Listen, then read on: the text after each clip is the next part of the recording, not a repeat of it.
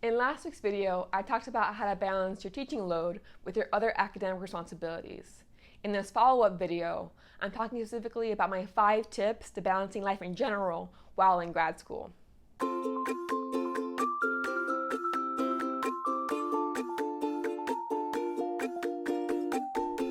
Hello again, and welcome back to my channel. I'm Erica from Ever Educating, and today I want to talk a bit about how to balance your life outside of academia rather than just in teaching and taking your courses or working on your dissertation.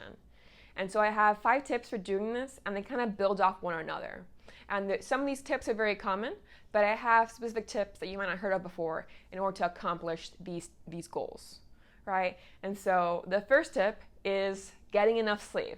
Right? And so like I said, a very common thing to say, but my advice specifically about this is to actually study yourself and figure out how many hours of sleep you need in order to feel well rested or at least energized enough to get through a whole academic day. Okay? And so once you know that, whether it's 6 hours or 9 or something different, then you want to build in either an hour or two of wiggle room, right, to have breakfast and check your email if you need to, get any work done, meditate, etc. But then you figure out, okay, you teach at 9 a.m., you need 8 hours of sleep, and then you want a couple hours to get ready, right? So 9 minus 8 is 1, minus 2 more, right? So 11 p.m. the day before should be your quote-unquote bedtime, okay? So pulling all-nighters is very unhealthy, and functioning the next day will be basically impossible. So I really recommend staying away from that, even though you often feel overwhelmed with how much work you have to accomplish, okay? So my first one, and in my mind, the most important is you need your sleep in order to have mental and physical health. So figure out how much sleep you need personally and build that into your schedule. There could be alarms or apps that help you with this, but if not, it can be as simple as a regular, phone alarm or watch alarm or alarm that you buy that just functions in that way. So building off that, once you have your sleep schedule going well and you're waking up at least somewhat energized, kind of boost that energy up by making sure you're exercising as well, okay? So I'm not saying you have to exercise every day of the week, but you do want to have kind of a routine built in. And so again, that's a very common tip, but specifically, my hack for this is to make sure that you build in exercise while you're already out of the house with other responsibilities. So for me, when I was living in the Midwest, I hated winter because I'm from the South, right? Where it's always hot, basically. And so when it was 50 degrees, 30 degrees, 0 degrees Fahrenheit, I'd never want to leave my house if I didn't have to. So what I would do is I would pack my gym clothes and my shoes in my car, and let's say I'd go teach from noon to 2. Before I went home, I had to stop at the gym, right? So I can do my exercise and then go home. Because if I went home for a snack or to do some reading or writing, after that point, I didn't want to leave my house. It would be so much energy and willpower in order to go to the gym. So in this case, my biggest hack for doing exercise is to make sure you're always prepared to do it when you're outside the house. You're doing groceries, hey, before I go home, let's make a pit stop at the gym, right? This could be your school gym. Maybe there's classes that you like going to, but it can be as simple as just anytime the gym is open, going and either walking on a treadmill, doing some weights, a floor routine, whatever works best for you, okay? So how I do exercise during grad school, make sure you do it when you're already out of the house, okay? Before you start working, before you just go home to relax. After that, my third tip, after sleeping and exercising is of course eating healthy. Okay, so again, not a shocker as far as tips goes for finding a healthy balance in school. How to do this? I have 2 basic tips.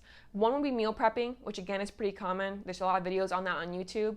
But basically on Sundays, usually you would prepare some staples to your diet that you like. So I would cook 2 cups of quinoa, I would hard boil some eggs, I would either chop up or even roast some veggies so that throughout the week, when I had to make a meal, I already had the staples ready to go. So it'd be a much quicker process. I can just heat up some quinoa, heat up some roasted veggies, right? And then just make either some beans or something simple to add to the meal, okay? If meal prepping is not for you, you don't have the time, or you just don't like cooking yourself, then my recommendation is looking for a local place that actually ships you food that you can place orders for. Right? So in my case, I'm not recommending like Home Chef or something where you have to make it yourself because that's very time consuming, right, and tedious. It's just, okay, ship me these meals and they're already made for me. I just pop them in the microwave for 3 minutes and I'm ready to eat at any given time.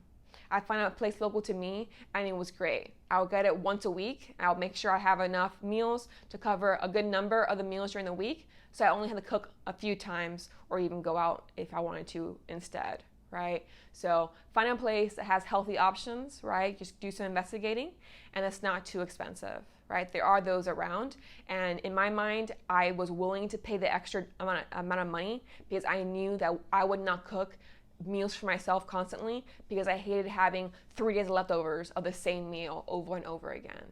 Okay, so those are 2 ways of having healthy meals included in your life without too much work on your part. The 4th tip isn't as common, and that's to make sure you're building the community outside of just your department, right? So being friendly with your cohort is so important because you're going through the same thing together, but you also want to branch out. Are there grad school events that you can go to meet people from other departments? That might work well for you, right? You can check out your public library. What events do they offer or clubs? Is there a knitting club on Tuesdays or a book club of nonfiction that you enjoy? Can you learn how to paint at some point? So see what they offer as far as either weekly events or even just random events that you can go to meet people, to find friends, to gain that support system wherever you've likely moved to for grad school. Okay? You can also go to your town's website and find events there. So for example, when I looked at mine, I found that there was a running club that met every Monday, and they would run basically a mile or 2 every Monday night. Anybody was welcome to go. You'd start at one place, end at another, and that was it. Okay? So you might see what events happen weekly or monthly, right? Or just a one-off that you would enjoy going to find, again, people that you can talk to about things other than academia. So of course, your spouse, your partner, your kids, your family are going to be hopefully a great support to you, but you do want to branch out and find others as well to really help with this. While online support systems are great, right? So Facebook groups, for example, I do recommend having those in-person ones as well that you can meet with and talk, right, about life or about your work as well. And my final tip brings it back to teaching specifically. So in my department, we get a teaching preference form that has, amongst others, 3 questions, right? So first, what days will you prefer to teach? Monday, Wednesday, Tuesday, Thursday, or Monday, Wednesday, Friday? Second, what times will you prefer to teach? Morning or afternoon? And third, if we can only accommodate one of these preferences, which one would you prefer us to look for first? Morning and afternoon, or what days you teach, right? So for example, I always said I'd rather teach 2 days a week in the morning, but what's more important to me is the 2 days a week, right? So figure for yourself, do you know that you had meetings on certain days, right? Of course, that will affect the days you prefer. Do you know that you have to pick up your child at 3 p.m. or 4 p.m.? Well, of course, you'd likely recommend a morning preference rather than an afternoon preference, okay? But you really want to give this form a lot of thought, right? When do you write best? In the morning, in the afternoon, or in the evening? Once you know that, make sure your preference is to be the opposite of that time, right? So you can preserve your best writing time for things that are not teaching, okay?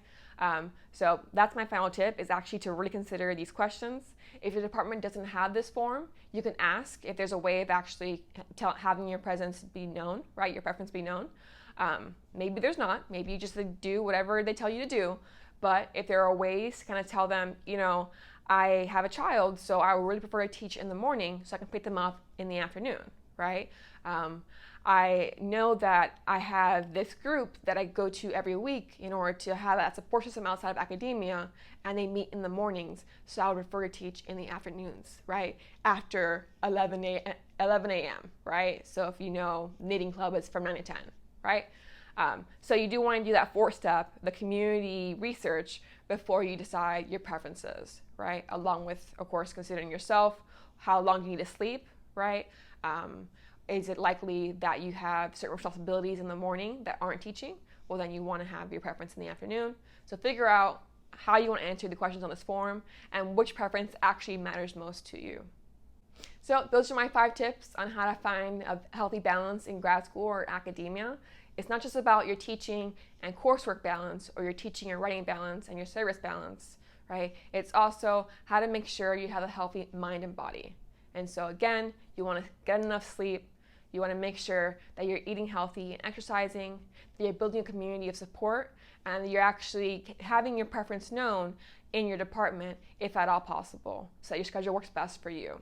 Something to keep in mind when you're making sure that you go to the gym and that you meditate and then you sleep on a good schedule is to keep track of it in order to show your progress. So creating habits can take some time. So I like actually just tracking, okay, did I do exercise on a certain day? How many words did I write? I look at the schedule for my gym to see what class is coming up that I'm really interested in doing, Zumba or Tai Chi or yoga. With sleeping, I just write down, what time did I go to bed? What time did I wake up, right? And so I feel that keeping track of that kind of information helps me, see, all right, well, I've been going on a 7-day streak. Let's keep it going with a meditation rather than just saying, you know what, I'm too tired. I'll just do it tomorrow. And so one recommendation is, just writing down either on a notebook or some kind of app, your goals for the month as far as certain activities go. And then just keep track of when you're doing it and when you're not doing and how much you're doing. So you can keep that as simple or as complicated as you want. You could literally just have, a little calendar set up and you X out the days you go to the gym and the days that you meditate and the days that you go to bed at the time you said you would, right? You don't have to actually put in the individual information.